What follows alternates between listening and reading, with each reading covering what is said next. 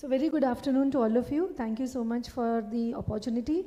So the challenges in multifocal IOLs today is patient selection. We can see since morning we have been having sessions on this. The number of choice that we have today is really huge. So you need to know which patient to use, what lens, good patient counseling and precise biometry and surgery. So what we do in our setting is a perfect biometry and readings to be taken on virgin corneas before dilatation, before applanation, ocular surface assessment, topography, OCT, macula, pupillometry, and looking at the angle alpha. Regarding astigmatism, we always put in the K1, K2 on the Barrett toric calculator and let the Barrett toric calculator decide. There is no specific threshold as to 0.75 or 1, and we discuss all the options with the patient. We all know that like an ideal husband, the ideal multifocal IOL is really an elusive thing. So what we do is be a matchmaker. So you need to have a good communication with the patient, know what are his lifestyle choices, what are his visual expectations, and then discuss with him what options you are going to give. So what I do in my practice is ask 3 questions. How much of intermediate work? Now here we will be representing that with computer work, reading, and how much of night driving. Somebody who is doing night driving literally daily, I would probably avoid doing a trifocal. Even some of the ADOFs will have some amount of glare and halos, so I would safely go with a monofocal or an advanced monofocal. Now somebody who is not doing so much of night driving and glare and halos are acceptable, the next question comes to how much of intermediate vision represented by the computer work. So in these patients, you have to address this intermediate vision. So whether you are doing it with trifocals or with ADOF, you have to decide what works best with that patient, and whatever is the reading distance, that reading distance is very important. Also in those patients where ADOF you are giving for distance intermediate, remember to counsel them regarding use of a reader. Near addition has to be discussed, depends on what lens you're going to use, do not overpromise them. Now this was an interesting study where they compared 5 presbyopia correcting IOLs, and I want you to look at the last column here where the near light distribution maximum is 33%.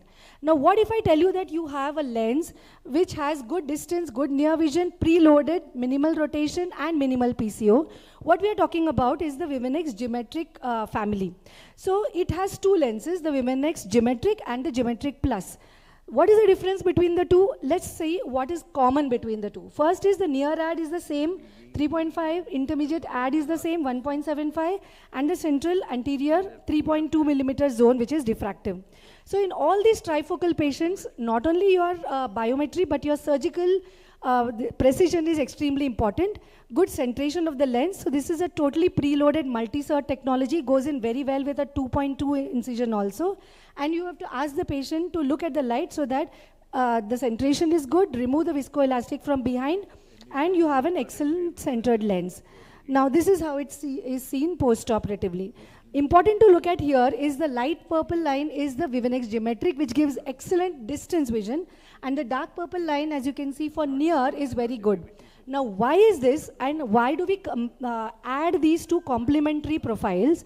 Is the first thing is both of these lenses have a very less loss of light. Now no matter what diffractive lens you're going to use, there has to be some kind of loss of light, but here it's minimum less than even 10%.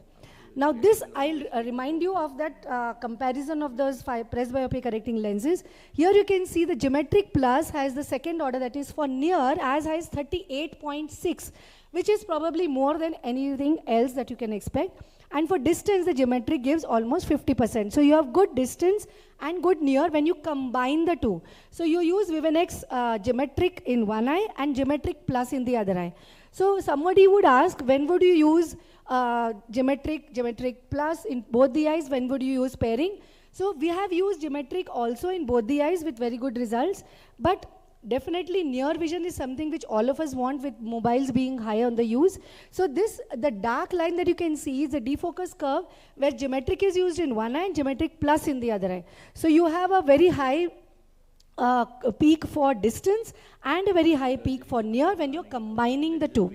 Now somebody who is, so for example, an 85-year-old lady who wants only near vision, so you can probably use Geometric Plus in both eyes or Geometric in both eyes where the patient is very happy with the first eye Geometric.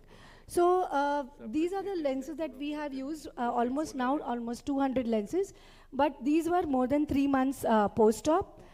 results. So this was the distance, intermediate, as well as near. All of these patients really did extremely well. These were RD focus curves. Now look at the peaks for distance, intermediate, as well as for near when we have the combined approach. Minimal spectacle usage post-operatively.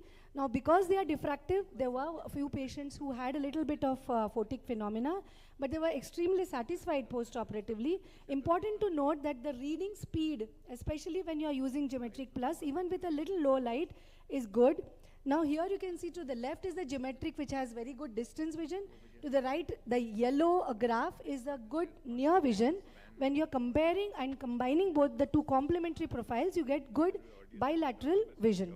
Now, they also have the toric platform, so excellent rotational stability because of the frosted haptics and optic edge. So they give excellent results. So they have good visual outcomes, patients are satisfied, no minimal dysphotopsia, ease of implantation with the preloaded advantage, and the Vivinex technology has been time tested, which we have been using for all these years. So all this boosts our confidence. This was a patient who could use near vision also. This was just a few days post-op. So remember to undersell and over-deliver, and neuroadaptation is important. We take a special consent for all these patients. And to conclude, promising new technologies help us to give better visual outcomes and help us to have happier patients. Happy surgeon, happy patients. But just a word of caution, in all these patients, they are like your lovely wife. You give them good chair time, counsel them well, they'll make a life heaven for you, otherwise they'll make life hell for you. Thank you so much for your kind attention. I hope I've been in time. Thanks, Anagha, for that wonderful talk. But I think your talk was more biased towards lovely wives rather than the husbands. That's fine? Yeah, so that's what ophthalmology, women ophthalmology speak. Thank you, Anagha, for that wonderful talk. And I think that balanced approach, with the balanced energy is the whole concept. And